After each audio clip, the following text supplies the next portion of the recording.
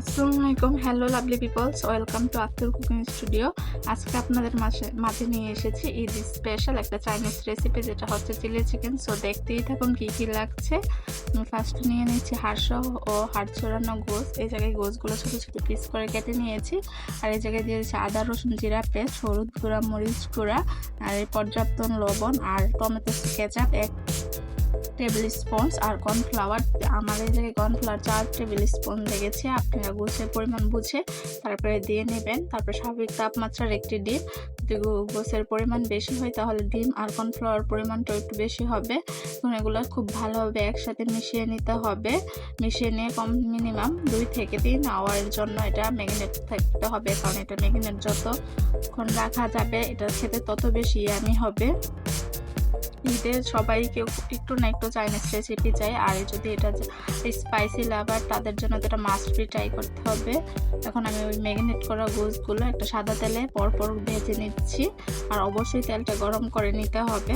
আর এই যে তেলটা থাকবে এই তেল দিয়ে রান্না করা হয়ে যাবে, কারণ এই তেলে রান্না করলে এটা খাবারের ফ্লেভারটা আরও অন্যরকম আসবে।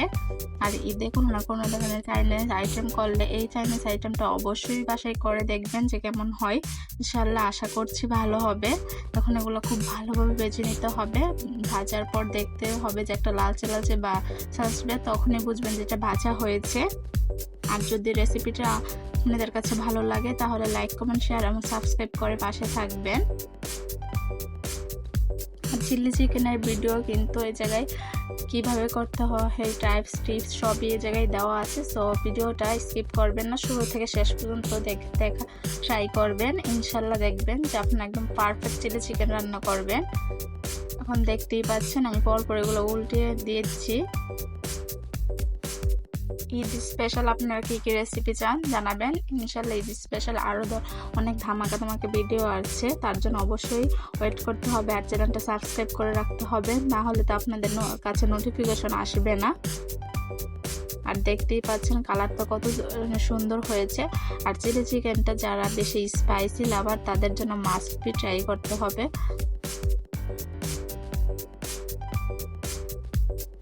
আর ঈদে একটু ভিন্ন রকমের খাবার খেতে ইচ্ছা করে অনেকেরই প্রায় সবাই একটু ভিন্ন ভিন্ন আইটেম ট্রাই করে। তার জন্য বলছি চিলি চিকেন ট্রাই করে দেখবেন, ইনশাল্লাহ খারাপ লাগবে না, ভালোই লাগবে।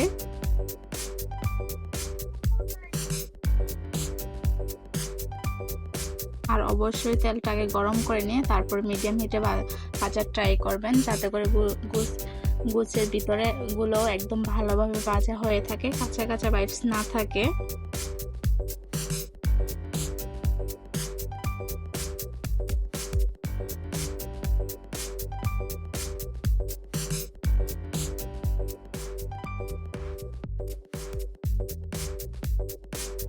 এখন আমার ভাজা হয়ে গিয়েছে। এখন আমি একটা ছাল দিয়ে খুব ভালোভাবে এগুলো তুলে নিচ্ছি। কি বলবো, একটা বাটিতে তুলে নিচ্ছি। তুলে নিয়ে এটা ঠান্ডা হতে থাকবে। তারপর পর যে জিনিসগুলো আমাদের লাগবে সেগুলো দিয়ে নিব। আর এই জায়গায় আমি 2 রকমের ক্যাপসিকাম আর কিউব করা পেঁয়াজ কুচি নিয়েছি। এই জায়গায় আমি কিছু পরিমাণ পানি দিয়ে তার মধ্যে 4টা শুকনো মরিচ আর একটা টমেটো দিয়ে দিচ্ছি। আর যদি আপনারা স্পাইসটা বেশি চান তাহলে এই জায়গায় মরিচের পরিমাণটাও বেশি হবে। আর যদি গোসের পরিমাণটা বেশি থাকে তাহলে তো এই জায়গায় আরও একটা টমেটো লাগবে। এখন এটা খুব ভালোভাবে পানিটা সিদ্ধ হতে হবে, আর পানির সাথে সাথে মরিচ আর টমেটোটাও সিদ্ধ হতে হবে।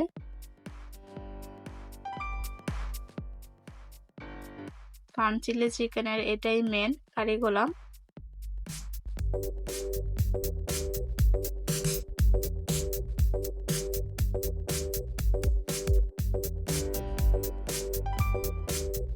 আর এটা হাই হিটে দিয়ে সিদ্ধ করে নিতে পারেন, কোনো সমস্যা হবে না। দেখতেই পাচ্ছেন কত ধরনের বাবলস উঠছে। আর পাবা ছুটতে এটা সিদ্ধও হয়ে যাবে। যতক্ষণ সিদ্ধ হবে না ততক্ষণ কিন্তু এটা নামাবেন না। এখন দেখতেই পাচ্ছেন সিদ্ধ হয়ে গেছে। ওইটা আমি ব্লাইন্ডার দিয়ে পেস্ট করে নিয়েছি। আর এই জায়গায় আমি ওই তেলেই ভেজে নেওয়া তেলেই আদা বাটা রসুন বাটা দিয়ে দিচ্ছি। ওইটা ভেজে তারপরে এই জায়গায় যে টমেটো আর মরিচ সিদ্ধ করে ব্লেন্ড করে নিয়েছি ওইটা দিয়ে দিয়েছি। আর এই জায়গায় আপনার আদা বাটা বা রসুন বাটার বিপরীতে আদা কুচি বা রসুন কুচিও দিতে পারেন, সমস্যা নেই। এখন দিয়ে দিচ্ছি নুন, এটা পরিমাণ বুঝে দিয়ে নেবেন। আর এখন একটু হাই হিটে দিয়ে এটা একটু ঘন করে নিতে হবে।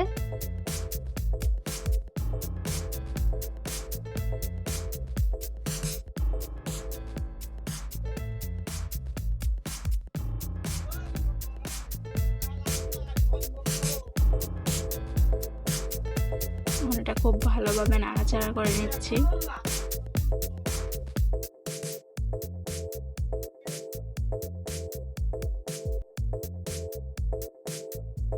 নাড়াচাড়া করে এটা একটু ঘন করে নিতে হবে। আর ওই ব্লেন্ডার কীভাবে করেছি অনেকে জানতে চান। যতটুকু পরিমাণ পানি ছিল সেটা দিয়ে আর বাকি যে টমেটো আর শুকনো মরিচ ছিল ওইটা একসাথেই ব্লেন্ড করে নিয়েছি।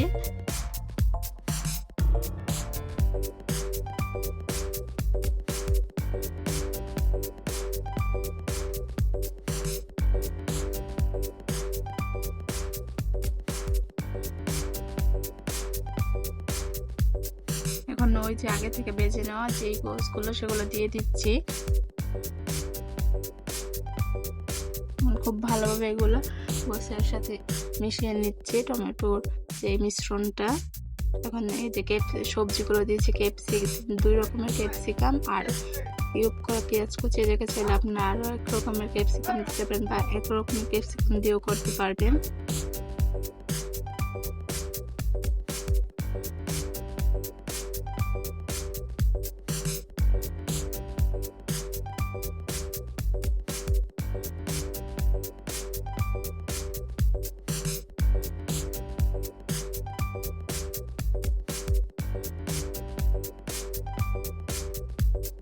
দেখতেই পাচ্ছেন গ্রেভিটা আস্তে আস্তে কত সুন্দর হচ্ছে।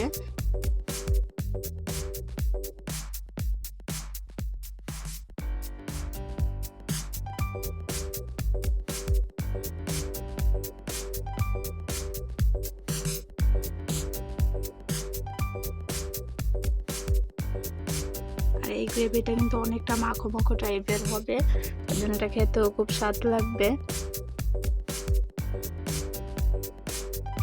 আর যারা স্পাইসিটা কম পছন্দ করেন তারা স্পাইসের পরিমাণটা একটু কমিয়ে দিবেন, তাহলেই হবে।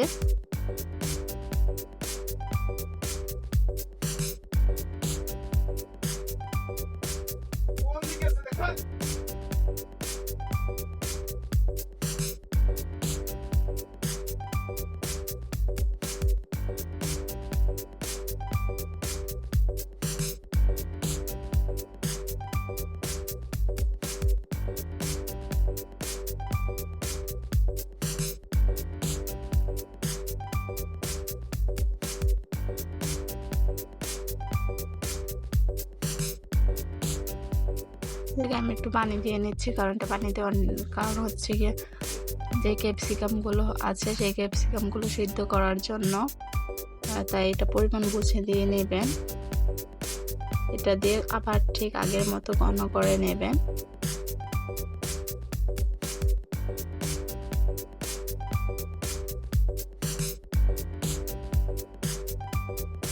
আর পানিটা কিন্তু স্বাভাবিক তাপমাত্রার পানি, এটাকে কোনো গরম পানি ইউজ বা ঠান্ডা পানি ইউজ করা হয়নি।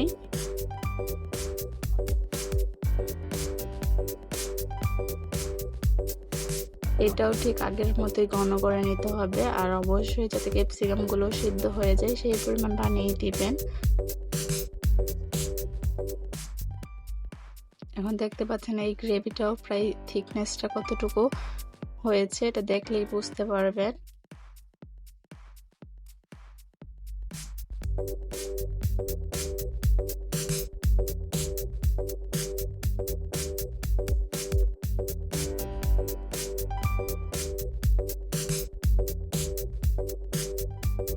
আর কিছুক্ষণের মধ্যেই তৈরি হয়ে যাবে মজাদার চিলি চিকেন রেসিপি। সো অবশ্যই সবাই ট্রাই করে জানাবেন বাসায় যে কেমন হয়েছে। আর আপনারা এই দেখে কি চান জানাবেন, ঈদ কীভাবে কাটালেন। সবাই আমার ফ্যামিলির জন্য দোয়া করবেন। আজকে এতটুকুর মধ্যে বিদায় নিচ্ছি। আল্লাহ হাফেজ।